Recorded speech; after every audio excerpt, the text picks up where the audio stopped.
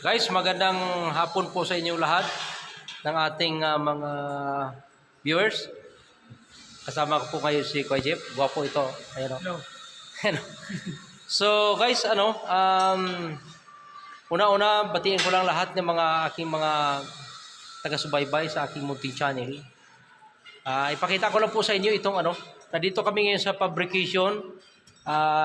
May mga gumagawa dito ng ng para doon sa gagamitin ng mga perimeter scaffolding. Ito guys, lapitan na po natin para ipakita ko po sa inyo ang mga proseso kung paano po ginagawa itong mga perimeter works diyan sa mga kabildingan para mapakita ko po sa inyo. Alin po kayo? Guys, ito papunta na po ako ng fabrication. Titingnan ko mayroong mga gumagawa dito. Nagwe-welding. Unahin ko lang itong isa.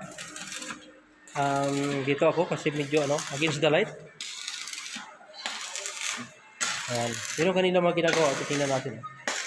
Ito guys, nais ko na ipakita sa inyo kung paano ito ginagawa. O anong ginagawa na itong mga ito.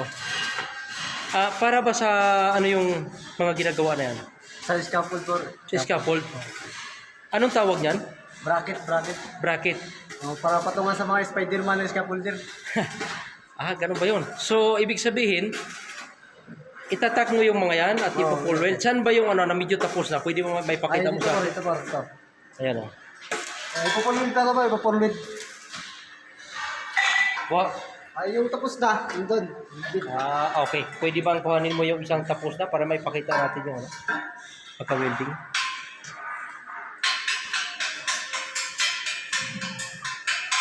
Ayan.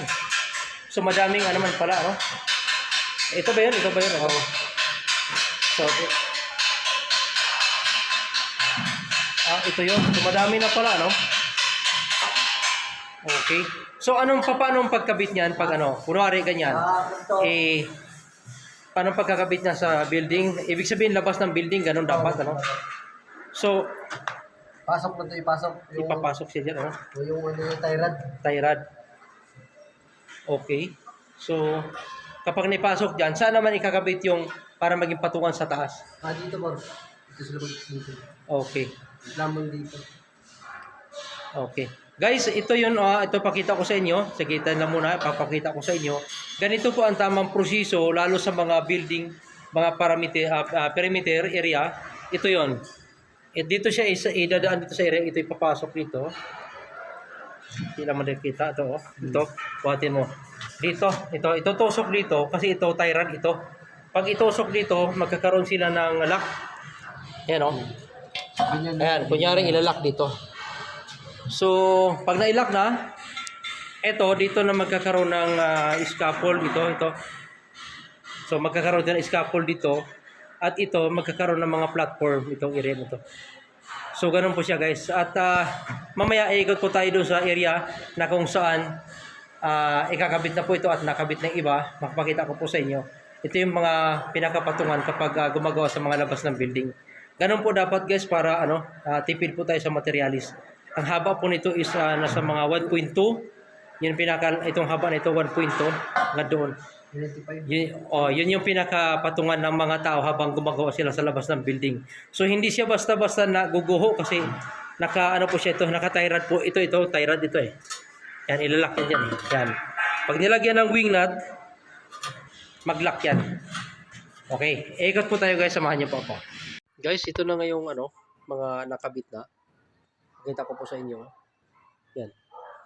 Nakabalot na po yung building ng mga nettings. Ayan Tingnan na po natin guys yung pinakita ko sa inyo na yung bracket kung paano siya ikinabit. Ito.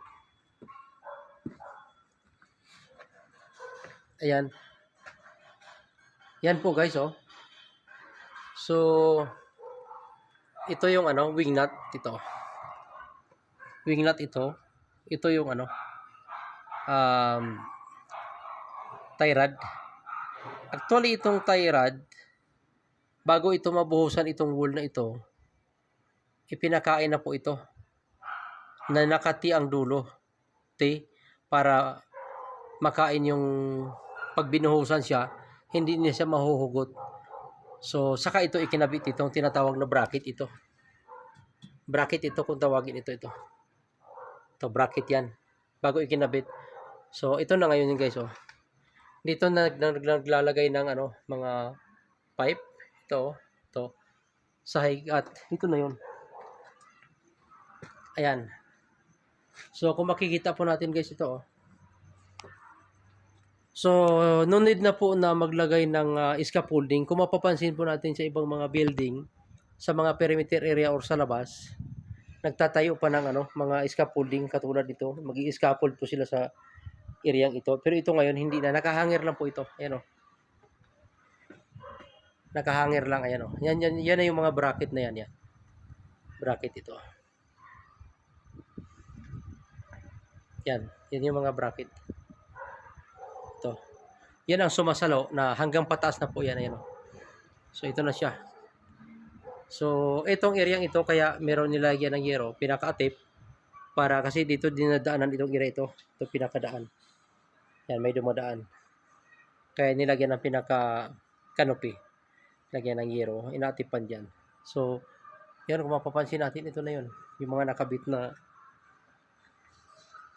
bracket. Ayun, oh. Yung bracket na winilding kanina, ito na yun at idindiretso. Yun ang diyan kukunik yung mga tubo na yan hanggang taas. Bakit? Ayan kung papansinin po natin eh. At pag nakabit na yung mga tubo na yan, nilalagyan ng knittings. Knittings po yan, yung kulay orange na yan, knittings yan na para maiwasan yung mga talsik-talsik, anumang mga bagay malalaglag. Iwas po disgrasya. Yan. Ganun po siya. So, ngayon ikutin po natin. Nakit po ako sa taas para ipakita ko po sa inyo karagdagang kaalaman po sa paggagawa nito. So guys, ito na po. Dito na tayo sa level na ito. Kanina, kung mapapansin po natin, makikita yung gear na yan. Sa ilalim po tayo yung gear na yan. Ngayon, dito na. Umakit ako dito sa taas. Pakita ko na po sa inyo. Ito na yun, yung mga bracket na binanggit ko sa inyo. Yun. Ganito po yung pagkakabit. Yan. Tie rod po ito. Yan na. Wing nut. Ito yung tinatawag na bracket ito. Pa-eskwala. Yan. So ito na ngayon yung kapag yung binuo na yun ng winilding, yung pinawilding ko, ayan o. Pag nabuo na siya, itong naka-eskwala na ito at may pa-diagonal dito, ikinakabit siya dito ito. May tie rod. Actually guys, para po sa inyong kalaman, itong tie rod na ito, bago pa man binuhusan itong mga wool na ito, nakaabang po siya ipinakain sa buhos para matibay po siya na pag ikinabit siya dito, hindi tumastang nahata kasi kinain po yung kanyang kabilang dulo. Kinain dito. So, pagka ikinabit itong bracket, hindi siya basta-basta nahugot. Kaya, mapapansin natin ang building. Makikita niyo sa ibang gawa. Habang tumataas, nakasunod itong mga bracket ito, nakasunod itong mga knittings na ito. Ito. Nakasunod yan kasi bawat buhos, nakaabang yung mga tie rod para sa pagkakapitan ng itong mga tie rod na ito. Nakaabang yung tie rod. Bawat buhos ng mga perimeter wall, mayroong abang na tie rod para doon ikakabit yung tinatawag na bracket. Ito po yung bracket. Naka-eskwala at may pa-diagonal. Yung bracket. Ito yung tie rod. Ito yung wing nut. Yan. So, ngayon, ay mapapansin natin, itong area ito na yung papatungan ng mga manggagawa. Actually, ongoing pa po ito. So, ang gagamitin po dito yung mga CPAR lens. Ito po yan. Kung sa taas, mayroon na po nalagyan na po ng mga CPAR lens. Ito po yung tinatawag na CPAR lens ito. Ito mayroon na po patungan ito. Yan. Ito kulang pa ito eh. Dapat may lagay dito na sa mga 6 na piraso para sapat dito sa area ito malagyan. 6 na piraso. Ito yung CPAR lens. Ito po. Ito yung CPAR lens. Yan. So, hanggang taas po yan guys. Oh. So, tipid po ito sa tubo compare po sa mag-i-scaffold kasi mag-scaffold hanggang baba. Ito, nakahangir na po siya at matibay po siya, hindi basta na naguho. At matipid lang po siya kasi ang Ang luang po mula sa perimeter wall, 1 meter. 95 naman yung diagonal ng bracket na yan at 60 yung nakadikit mismo sa wall. So, ganun po ang size na. Nakakagalaw ang tao dito. Ito pag nilagyan ito ng sahig ng platform, nakakagalaw ng maayos sa tao dito kasi 1 meter ito. So, ganun po. Para ang gagawa dito sa perimeter na ito, so, sigurado po sila na safe. At, yun, may mga tubo naman pagsasabitan ng full body harness para sigurado. At garantisado po yan, guys, na talagang napakatibay po ang gawa ng bracket na yan. Sasahigan lang yan dyan. Ayan guys, dito na ako ngayon sa level 4. Ito, pakita ko sa inyo. Yan, kung mapapansin po natin guys, ahead yung mga knitting sa taas ng active area. Yan, ahead siya, mas mataas. Kasi pag may gumagawa dito, maiwasan natin yung pagkatalsik sa ibang mga bagay-bagay. Kasi pansinin po natin, yung katabi po may building po eh. May mga nakatira na po dyan sa building na yan. Ayan guys, oh. Yan, may mga nakatira na po dyan. Kaya, bago gumalaw, dapat naka-knittings, nakabalot yung galawan. Kaya, ginagawa namin ng paraan na ganito. So, ngayon, ito na. Yun, yung area na yan, ayan, may mga patungan na po siya. So, dyan papatong yung mga gumagawa. Structural man or architectural, yan. Dyan sila papatong sa area na yan. So, ito yung ibig ko sabihin. Ito guys, pakita ko sa inyo. Yung pagkakabit ng ito, tie rod po ito. Ito, pakita ko sa inyo guys. Ito tie rod ito. Ipinakain dito sa abang ito. Ipinakain dito sa beam. Ayan Bago man mabuhusan ito, although ito sa ngayon, ongoing pa kasi wala pa siyang bakal. Pero nakaabang na itong tie rod, ito yun na para doon sa pasukan ng bracket. Ito yun. Ang tie rod, ito yung tie rod, dinugtungan ng deform bars at nakahook po ito. Kita ko sa inyo. Naka-eskwala po siya ito. Naka-eskwala para pag nabuhusan itong area ito pagka nabuhusan itong area ito, kakainin yung kanyang dulo. Ito. Pag nabuhusan ito, biga ito eh. Ito, biga yan. So, kapag nabuhusan, kakainin yung dulo, hindi siya mahuhugot. Ito yung sa labas. Diyan ikakabit yung bracket. Every 2 floors po yan kinakabit, nilalagyan ng abang na ganito para habang tumataas ang building, kasama po itong tumataas itong bracket na ito para dan sa mga pipe na inilalagay natin, yung mga pipe na yan para sa lagayan ng mga knittings. Yan. So, ganun po guys ang procedure kapag sa mga perimeter wall. Mahalaga po kasi para sa ating